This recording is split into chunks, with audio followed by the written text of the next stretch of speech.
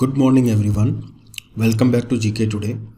In this video, we shall cover the current affairs for 15th of October 2022.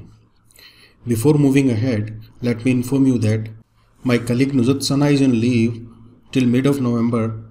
So till that time, either I or someone else will present these videos in English on this particular channel. So today's first question is skilling of girls in non-traditional livelihood or NTL has been included in which flagship scheme? The correct answer of this question is Beti Bachao, Beti Padhao. Recently, the Minister for Women and Child Development, Mrs. Smriti Irani, announced the inclusion of skilling of girls in non-traditional livelihood or NTL options in the flagship program of Beti Bachao, Beti Padhao. Now, what are non-traditional livelihood options? Non-traditional livelihood options are the sectors and jobs where participation of women has been conventionally very low or absent. If you look at the data regarding the female labor participation rate, you will find that work of women is concentrated in sectors such as agriculture, paid domestic work, manufacturing of tobacco, manufacturing of textiles and apparel, education and health sectors only. However, there are many sectors in which the participation of women is almost nothing. For example, four-wheeler or taxi driving, mechanics, masons, etc.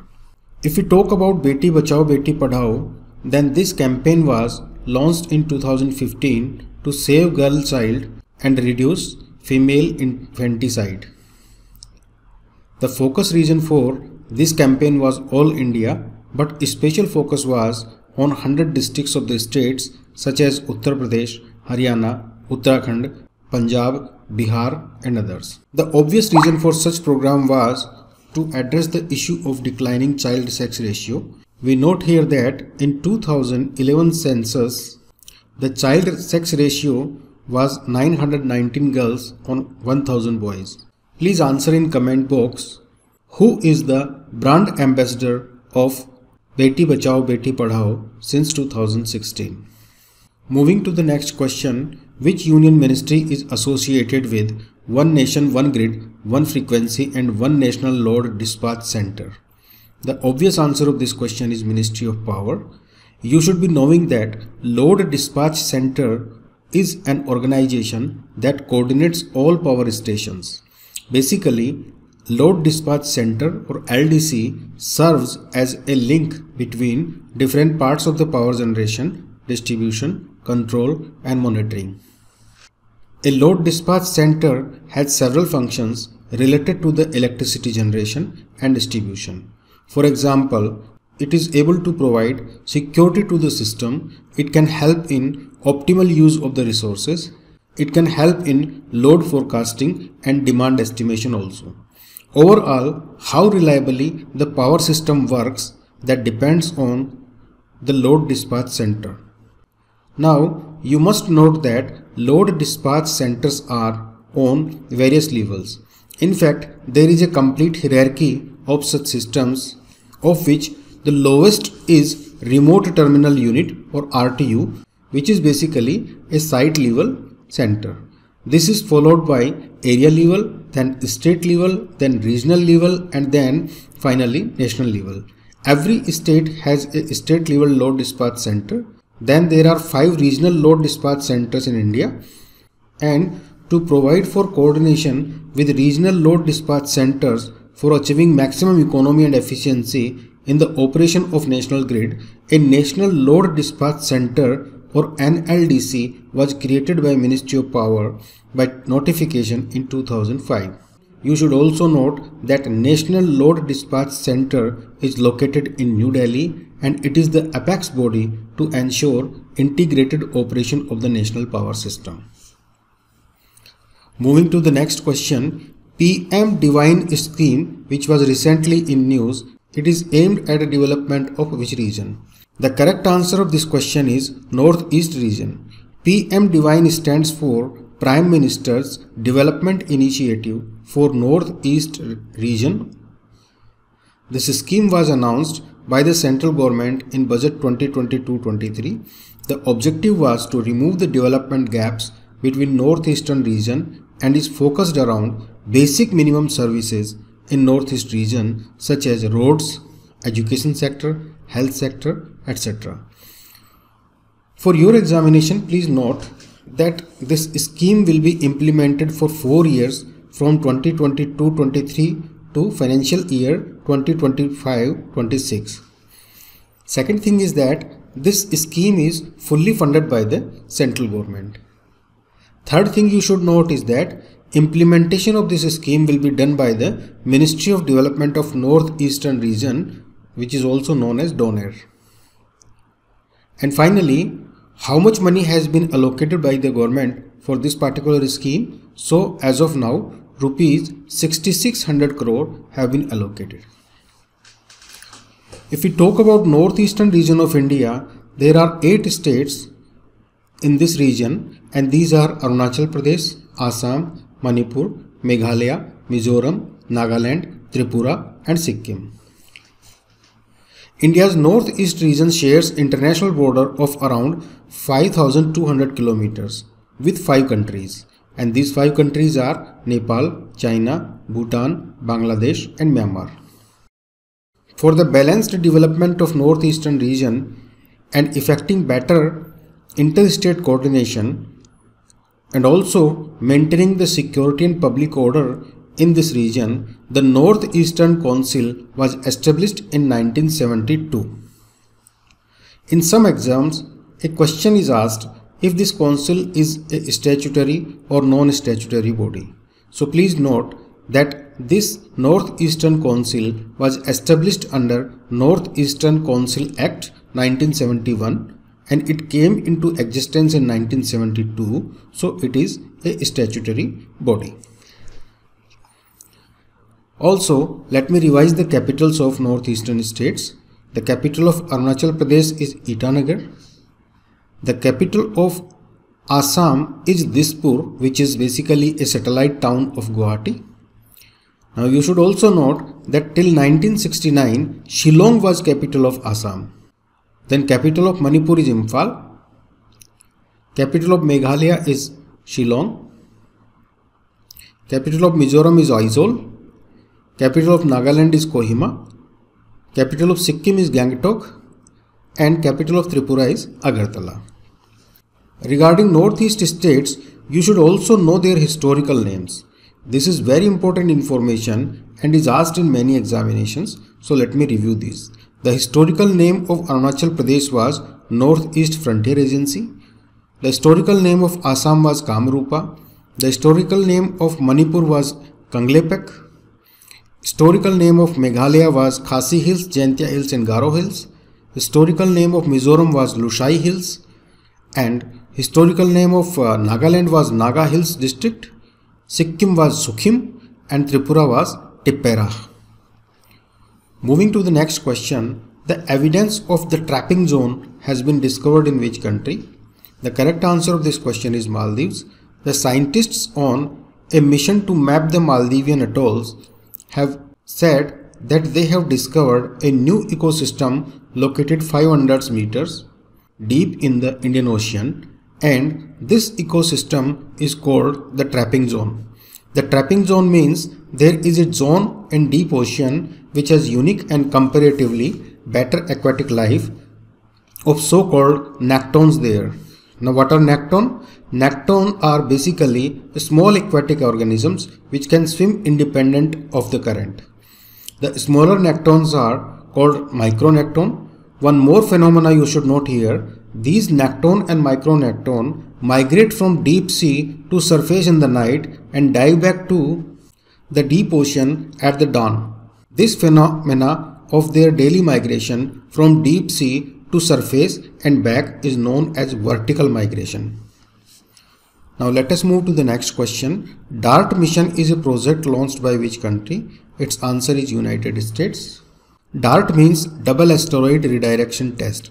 It was a mission aimed at testing planetary defense system against near-Earth objects. NASA deliberately crashed the spacecraft into an asteroid for the first action of humanity, altering the motion of a celestial body. This mission was successful because NASA declared that it was successful in forcing the rocky asteroid out of its natural orbit. For your exams, you should note that name of the target asteroid was Dimorphos, which is a minor planet moon of the asteroid Didymos. The asteroid selected for the test actually posed no threat to the Earth, and this mission was for demonstration purpose only. Moving to the next question, Open Network for Digital Commerce or ONDC is an initiative of which ministry? So basically it is an initiative of Ministry of Commerce and Industry. It was recently in news because National Securities Depository Limited or NSDL has announced that it has acquired a 5.6% stake in Open Network for Digital Commerce for Rs 10 crore. ONDC is an initiative of Commerce Ministry to create an open public digital infrastructure. Now, if you are preparing for civil services, ONDC is a very important topic. Basically, ONDC is a non-profit Section 8 company and it was established by Department for Promotion of Industry and Internal Trade, which comes under the Commerce and Industry Ministry. Before moving ahead, you should know what is a Section 8 company. Section 8 basically means the Section 8 of Companies Act 2013.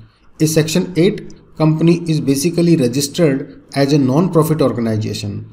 Its objective is not to make profits ultimately, but they are created with the motive of promoting arts, commerce, education, science, charity, environment protection, sports, research, social welfare, and so on. The question is, can a Section 8 company do some kind of business?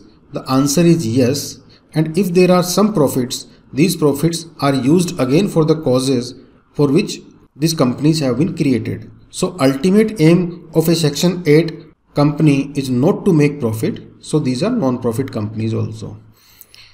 There are some examples of Section 8 companies such as Infosys Foundation, Reliance Foundation, Tata Foundation, Reliance Research Institute, etc.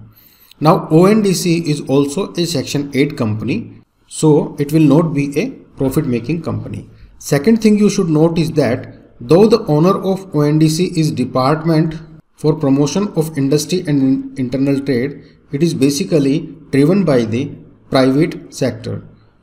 By this time, most of you are aware of UPI. You also know how UPI transactions have transformed the digital payments in India. ONDC is basically a similar initiative to transform the digital shopping in India. There will be one ONDC app or a platform on which other platforms such as Amazon, Flipkart, etc. will participate, along with even smallest retailers with same level playing field. Please answer in comment box if you want us to create a separate video on ONDC. Moving to the next question, who is the chairperson of the expert panel formed to study the WHO report on deaths of 66 Gambian children linked to 4 Indian syrups? The correct answer is Dr. Y.K. Gupta. The government recently formed a panel of experts to examine the reports received from the WHO on the death of 66 children in Gambia linked potentially to the 4 made in India cough syrups. It was recently in news. Next question is, which institution releases the World Economic Outlook report? The answer is International Monetary Fund. World Economic Outlook is the flagship report of International Monetary Fund.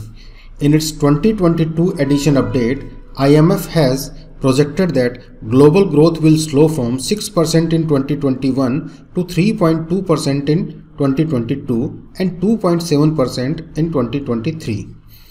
This report has cut India's GDP growth forecast to 6.8% for financial year 2023, but it has also said that India will be the fastest growing large economy in the world. We note here that this question was asked in UPSC Prelims 2014. You should also note that there are two flagship reports of IMF. One is World Economic Outlook and another is Global Financial Stability Report. If we talk about IMF, it was conceived during the Bretton Woods Conference 1944 and it came into existence in 1945. IMF basically works to improve the economies of its member countries. It has 190 countries as its members and its headquarters are located at Washington DC in the United States. Now answer in comment box which are the Bretton Woods organizations. Also answer in comment box the name of Indian American economist who served as first Deputy Managing Director of the International Monetary Fund. Next question is, how many members are part of the UN Human Rights Council? The correct answer of this question is 47. It was recently in news because there was a voting in the UN General Assembly to elect 14 countries as members of the council. The voting was done to select member countries for 3 years period. Talking about UNHRC, its objective is to promote and protect human rights around the world. It has 47 members which are elected via voting for 3 years term on regional groups basis. The headquarters of UNHRC are at the United Nations office at Geneva in Switzerland. The next question is, which team won the most medals in 36 National Games of India held in 2022? The correct answer is Services team. The 36 National Games were recently concluded in Gujarat. Services topped the medal tally with total 128 medals that included 61 gold medals. Maharashtra was at number 2 position with 140 medals and Haryana was at number 3 with 116 medals. We note here that Harshika Ramchandran from Karnataka won the Best Female Player Award and Sajan Prakash from Kerala won the Best Male Player Award. The 36 National Games were held in 6 cities of Gujarat during September and October 2022. These 6 cities were Ahmedabad, Gandhinagar, Surat, Vadodara, Rajkot and Bhavnagar. Now today's last question is on sports. Who is the first footballer to reach 700 club career goals? Cristiano Ronaldo recently reached 700 club career goals. He is a Portuguese professional footballer who plays for Manchester United. He is also the captain of Portuguese national team. He is one of the greatest players of all the time and has won 32 trophies in his entire career. So that was all for today. We meet tomorrow morning with new set of questions. Thanks for watching and have a great day ahead.